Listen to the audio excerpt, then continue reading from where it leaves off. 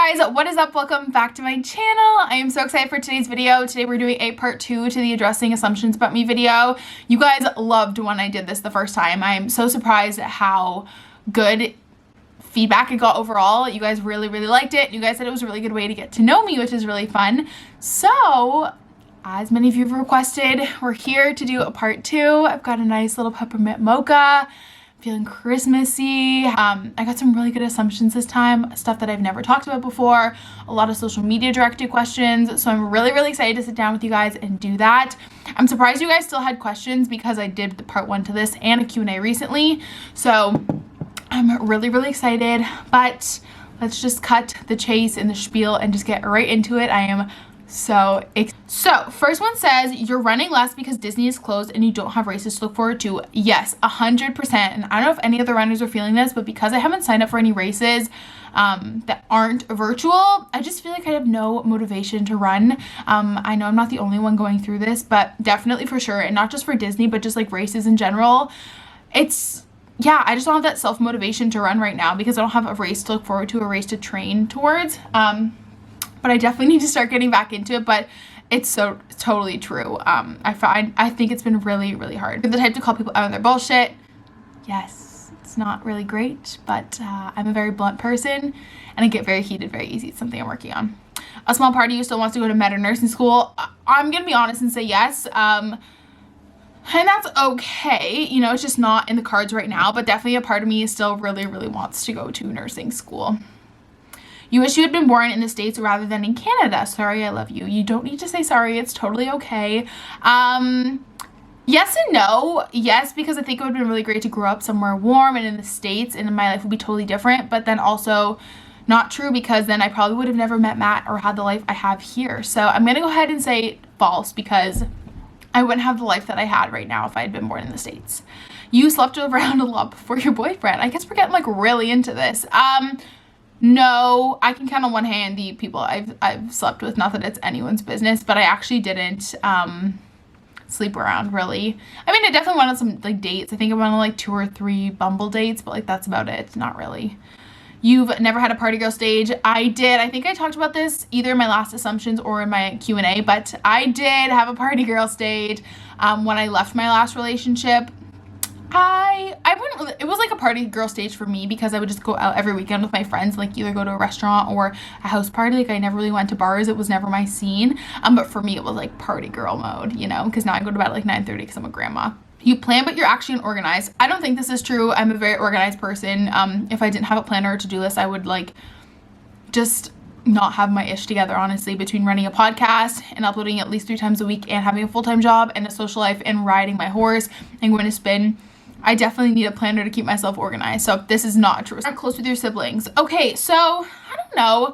I have a pretty big age gap between my siblings. My brother is 16 and I'm 23. So now it's a pretty good age gap because we can kind of relate on a lot now, like that he's older and like more mature. But when he was younger, it was definitely difficult to have a relationship because when I was like 16, he was like 10, so we couldn't really ever relate. But I think now we're finally getting closer because we can like talk about a lot of the same things, and like I've been through a lot of what he's going through now with like high school and getting ready for university and stuff. So yes, I'm definitely closer with my brother than my sister at like no fault of anyone's. It's just I feel like you always have a sibling you're closer with, and yeah, so I am close with my siblings. Like we don't text every day, but I feel like that's like a brother relationship. You don't.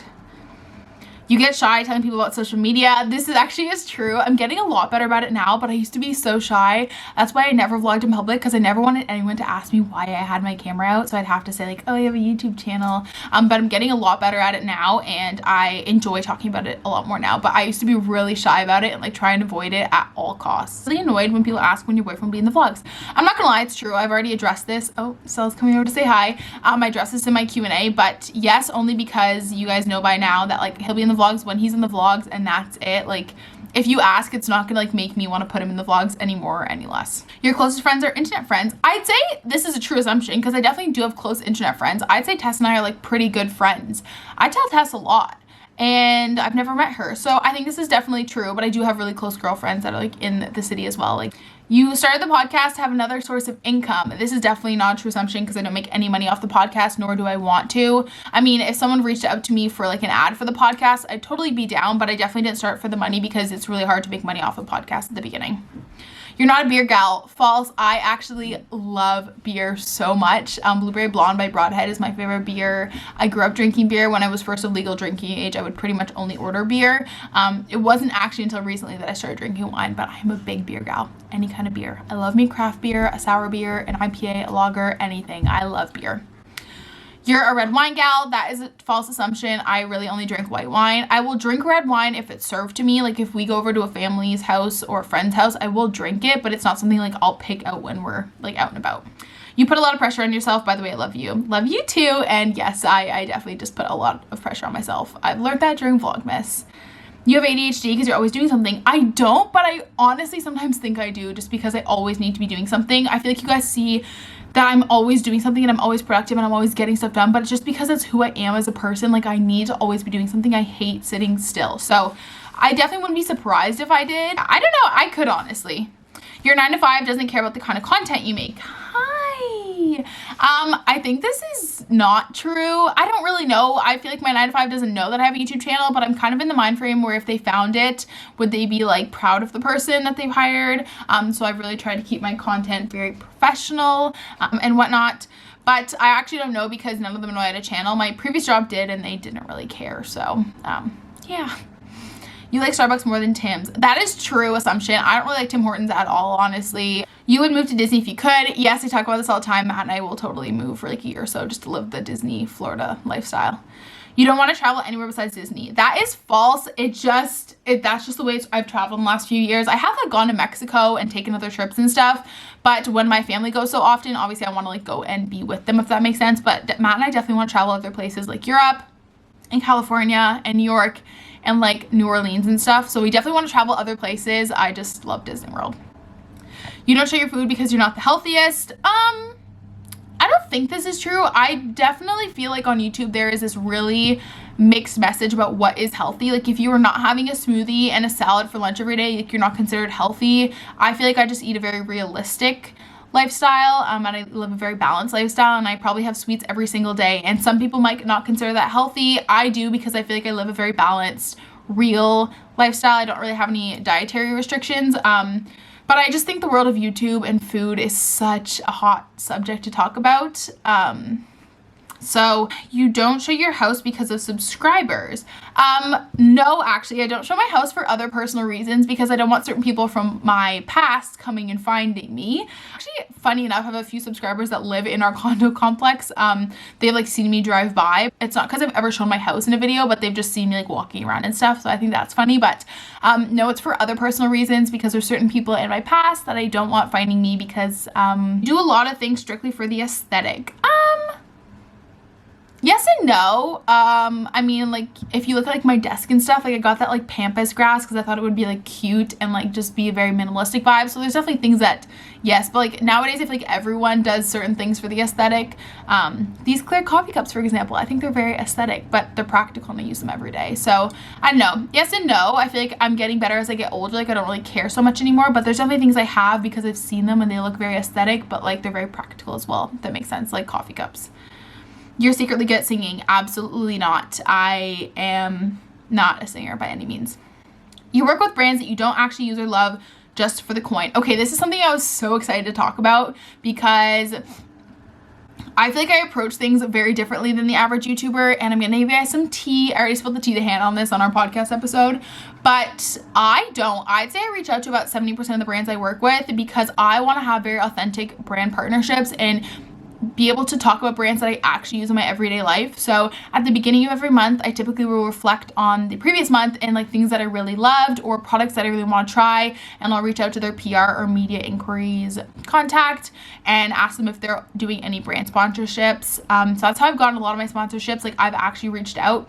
The other 30% that have reached out, brands like True Earth that I really stand behind, stuff like that, Nordgreen, Ana Luisa, brands that I constantly work with but I stand behind. I try and work with a lot of Canadian brands or brands that do good for the environment or donate to charity with their proceeds.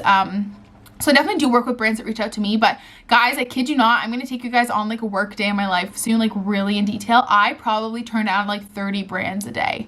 Sketchy brands, but brands that are willing to pay me big money. I actually, funny, the other day, I got an email from a big fitness apparel brand that wanted to work together. And they were offering me a lot of money, and I said no because I obviously love working with Vitae and I love Lululemon. I couldn't work with a fitness brand that I just don't wear because you guys know how much I love those two. But Vitae is a good example. I had bought a few things from previous collections and really loved them, so I reached out to them to work together and they said yes. So I actually think this is completely false, and I don't work the way a lot of typical influencers work because I reach out to brands that I want to work with, and I never say yes to a brand that I've like never heard of or never will use again, if that makes sense. So yeah.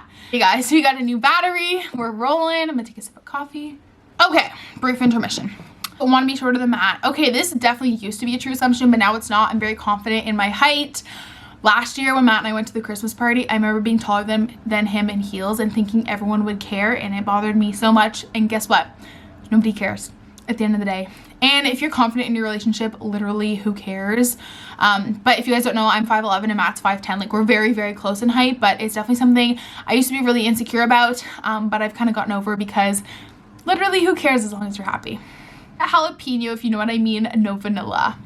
Correct. That's all I'm gonna say. You're a dog person. True.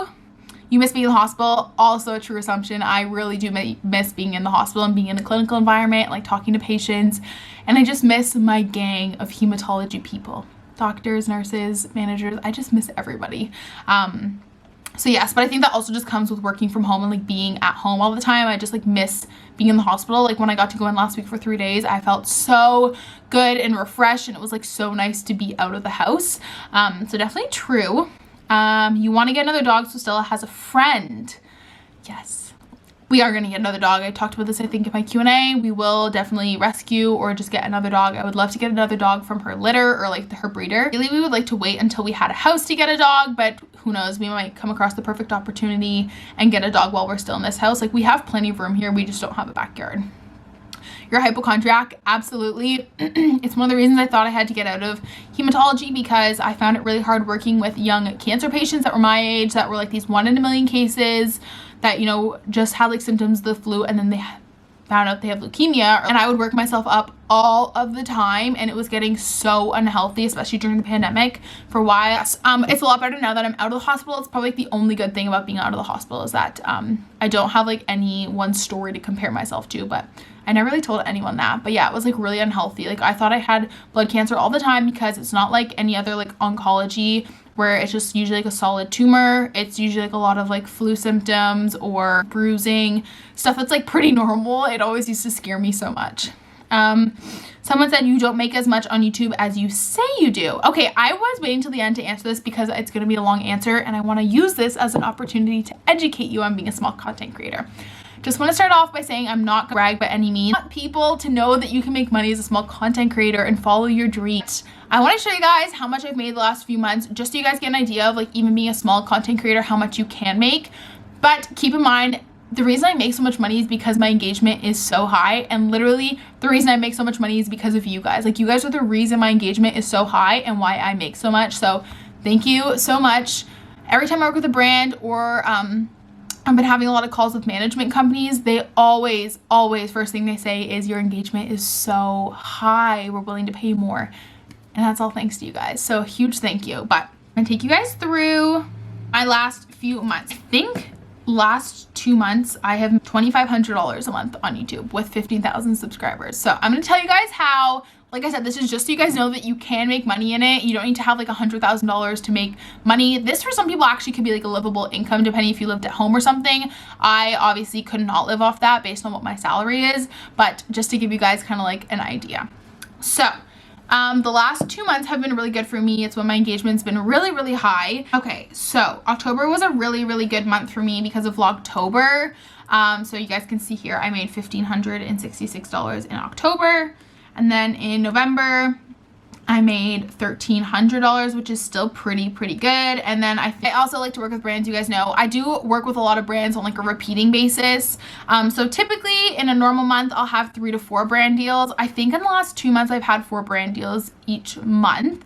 And my base rate for a brand deal is $200 US a brand deal. I work in US dollars because a lot of the brands I work with pay me through US dollars. Even if they're a Canadian brand, they typically pay through USD through PayPal. That's where my bank account is set up. I just avoid conversion fees like that. So I typically get paid in US dollars. So a $200 brand deal for me brings in about $255 Canadian. And if I do 4 of those a month, which is kind of like my typical rate, that's about $1,000 in brand deals. Obviously, you guys know small businesses, I have to put aside money for taxes, but if we're talking about like gross income, the last 2 months I have made around $2,500, $2,500 a month. So I definitely actually feel like this assumption is false, because I feel like I let on that I make less than I do, because I don't want anyone to ever like judge me for how much I make. But you guys also really appreciate when I talk about money and finances, and I really want to get into more talking about making money as a small content creator, because obviously it gets possible. Like some people could literally live off of $2,500 a month, but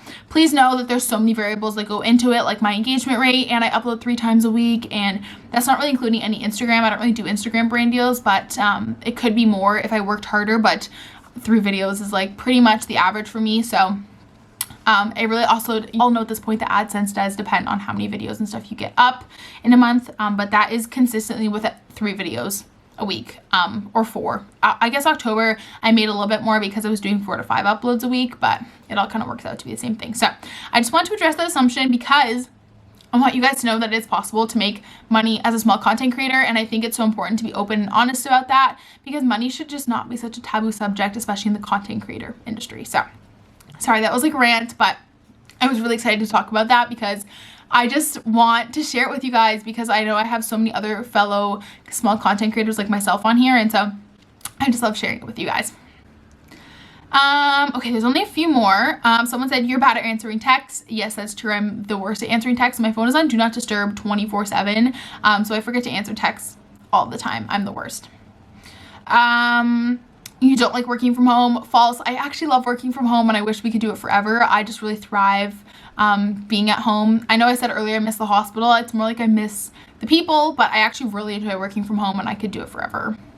You're a very positive person who has her shit together. I think this is true most part, but please know I am human. Like literally this week, guys, I did not pick up the camera once. My seasonal blues were so bad. I was so grumpy and unmotivated. Like it's Sunday and I don't even have a video to go up today or a podcast. Like I'm so behind. It's insane.